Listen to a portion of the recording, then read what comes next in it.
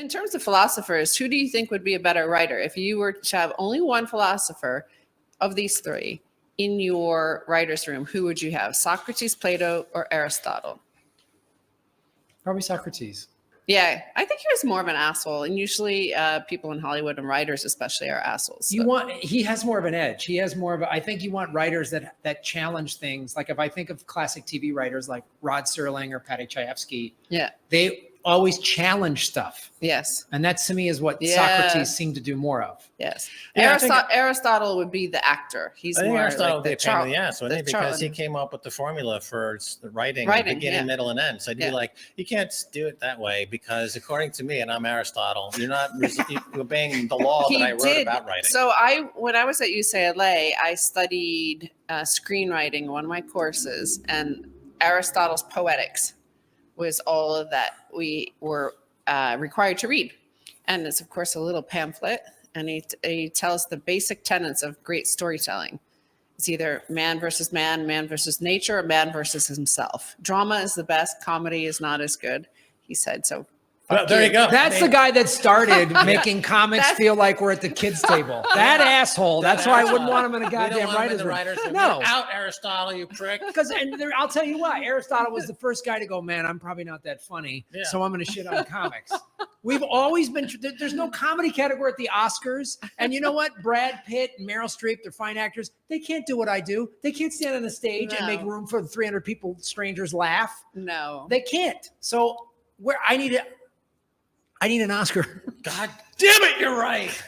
Whereas Socrates, kills himself drinking hemlock. Can't get funnier than that. And most comics commit suicide anyway. So I was doing this. So it's it was funny. That's funny because he did that. He had the choice actually to, he could be expelled, right? Exiled.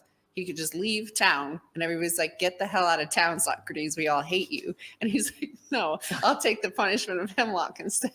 Yeah, and everyone's that's a comic. Comics have a very loner, me against the world mentality. You have to travel. You have to drink the hemlock. You have to drink hemlock every night. You know how many comics I know who have committed suicide? Right. It's a lot. There's like a guy in drums like, ba-dum-bum. Yeah, exactly. There's Socrates. All right, fuck you. Drink the hemlock. Ba-dum-bum. There he goes, ladies and gentlemen. Socrates every Thursday night here at Yuck Yucks in Athens. Or Tommy Cooper. Tommy Cooper died. The English comedian. He died on stage. People were laughing their asses off in the audience. They thought he was joking because he fell over. That's the greatest bit ever. What comic would want to go out that way? He went out like a comedian. I would. I mean, if I was like, I'm done, I would probably, the biggest laughs of your life would be right when you died on stage. Yes. Yeah. I'd blow my head off on stage as long as I got a laugh. I don't care. Ba-dum-bum. I mean, there he goes. If it boosts the ratings of this show, I'll do it. You know what I'm saying? Like, whatever. God damn it. You know it.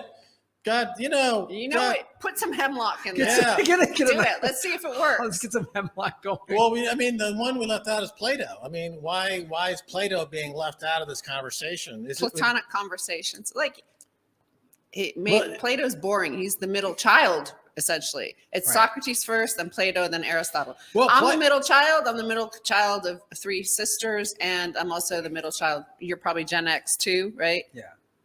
Gen X is the middle child generation. Nobody thinks of us. Nobody remembers us. They ignore us. And so, nobody's even talking about this guy at this table. Plato, who the hell is he? The word Platonic comes from Plato. Yes. Right? That sounds boring. Yeah. It's like jokes with no laughs. Yeah. It'd be like a woman doing comedy. It's like all premise, no punchline. It's like one big premise. 20 minutes later, is there a punchline? Hello?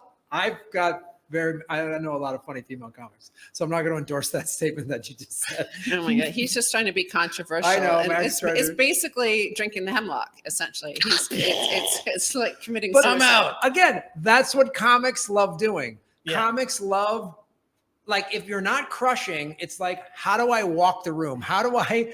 Yeah. Comics. One of the things that we love talking about is like, what's the worst thing I could say on stage that would get the whole crowd to hate me? Like, we love. That's Max every day in life. That's how he operates through life. But that's usually the comedy mindset. That's the comedy mindset. And if you can do it to the point where it's not quite as lethal as it can be, then you get a laugh. Like, laughter is that one last breath before death. You know, it's like, I'm going to die. I need to breathe one more. You're dead.